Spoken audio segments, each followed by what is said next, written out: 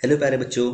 So we have a question और question बोला गया है match the column one with the column two. हमारे पास दो कॉलम्स दिए हैं, लेफ्ट साइड में कॉलम वन है और राइट साइड में आपका कॉलम टू है और दोनों में से मैच कराना है, यानी कि ए किसके साथ मैच कर रहा है वो बताना है, बी किसके साथ, एंड देन फाइनली हमें कुछ नीचे ऑप्शंस दिए हैं ए बी सी डी के फॉर्मेट में, है ना, पेयर वाइज, तो उन्हें सेलेक्ट करना है। सबसे पहले पढ़ते हैं हम कॉलम नंबर ए को। तो दिया हुआ कॉलम नंबर ए में the shape of rubber heel changes under stress. Obvious सी बात है यार कि अगर रबर का हील है कोई, तो अगर उस पर प्रेशर पड़ेगा, स्ट्रेस पड़ेगा, तो वो उसका शेप तो चेंज होगा। अब बोला जा रहा है किस चीज को रिप्रेजेंट करता है, तो ऑब्वियस सी बात है यार कि अगर हील का शेप चेंज हो रहा है तो उसका वॉल्यूम तो चेंज होगा नहीं, वॉल्यूम तो चेंज नहीं हो रहा है ना।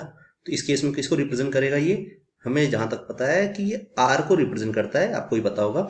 बिकॉज होता क्या है, जब प्रेशर पड़ेगा तो स्ट्रेस, मतलब प्रेशर पड़ेगा स्ट्रेस पड़ेगा, तो शेप तो चेंज हो रहा है लेकिन उसकी वॉल्यूम चेंज नहीं हो रही है ना। तो ये बात ध्यान रखना है। तो इस केस में क्या होगा, मॉडुलस ऑफ रिजिडिटी उस केस में इन्वॉल्व होगा, यानी कि पहले का जो ऑप्शन होगा वो हो जाएगा बेटा ए का आर। ठीक है, ए किसके साथ रिलेट कर रहा है, आर के साथ। इसका एक्सप्लेनेशन क्या है, ये इसका एक्सप्लेनेशन होगा बेटा कि शेप ऑफ रबर तो चेंज होगा, shape of rubber heel changes but volume does not, volume does not, volume change नहीं होने वाला। ठीक है, तो अब क्या होगा, ए किससे से हो गया, ए हो गया बेटा आर से। ठीक है ना। तो दूसरे पे चलते हैं। दूसरा क्या है हमारा पॉइंट, इन अ सस्पेंडेड ब्रिज।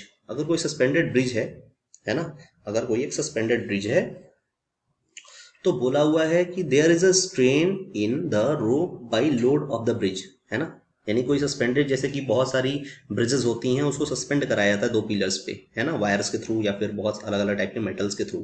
तो बोला जा रहा है कि जो लोड पड़ेगा ना ब्रिज पर, है ना, there is a strain on the rope, रस्सी पर जो है वो स्ट्रेन लगेगा, है ना, और वो किसके बराबर होगा, लोड ऑफ द ब्रिज के। चलो अब देखते हैं इसमें कौन सा ऑप्शन मैच करता है। तो हमारे पास चार तीन ऑप्शन बचे हैं, Young's modulus of elasticity involve हो, है ना, दूसरा क्या हो, बल्क मॉडुलस इन्वॉल्व हो, तो बल्क मॉडुलस तो होगा नहीं, वॉल्यूम तो चेंज होता नहीं है ना। तीसरा ऑल मॉडुलस, तो ऑल मॉडुलस तो वैसे भी पॉसिबल नहीं है, यानी यंग्स मॉडुलस इसके साथ इन्वॉल्व होगा, है ना। यानी कि यंग्स मॉडुलस इन्वॉल्व होगा। क्यों इन्वॉल्व होगा, क्योंकि ब्रिज जिससे, जिस रस्सी से, जिस रोप से बंधा हुआ है वो एक्सटेंड होगी, उसकी लंबाई घट बढ़ सकती है ना। तो इस कॉन्सेप्ट के अकॉर्डिंग अगर देखें तो हम कह सकते हैं बी का क्या होगा बेटा, बी का होगा पी। ठीक है, तो जब बी का पी होगा तो आप समझते हैं इसका रीजन, एक्सप्लेनेशन क्या होगा। तो आप बोल सकते हैं कि the strain in ropes involved involved extension of wire, है ना, या फिर रोप, और वायर एरो का एक्सटेंशन होगा और इसमें यंग्स मॉडुलस इन्वॉल्व होगा, यंग्स मॉडुलस इन्वॉल्व होगा। तो अगर यंग्स मॉडुलस इन्वॉल्व होगा तो यानी कि बी का पी होगा। चलो, है ना। तीसरा देखते हैं, तीसरे को समझते हैं, पढ़ते हैं। तीसरे बोला हुआ है इन इन ऑटोमोबाइल टायर, जो टायर्स होते हैं गाड़ियों के, when air is compressed the shape of tyre changes. जब एयर कंप्रेस होता है तो शेप ऑफ टायर क्या होता है, चेंज होता है, क्योंकि जब एयर कंप्रेस होगा तो वॉल्यूम भी चेंज होगा, और वॉल्यूम चेंज होगा तो टायर का शेप भी तो चेंज होगा यार। तो यानी इसके लिए क्या हो जाएगा आपका क्यू, यानी कि बल्क मॉडुलस ऑफ इलास्टिसिटी इसके अंदर इन्वॉल्व है, क्योंकि बल्क मॉडुलस में क्या होता है, वॉल्यूम ही तो चेंज होता है ना। तो यानी कि सी का हो जाएगा बेटा आपका क्यू। इसके पीछे का रीजन क्या होगा, बल्क मॉडुलस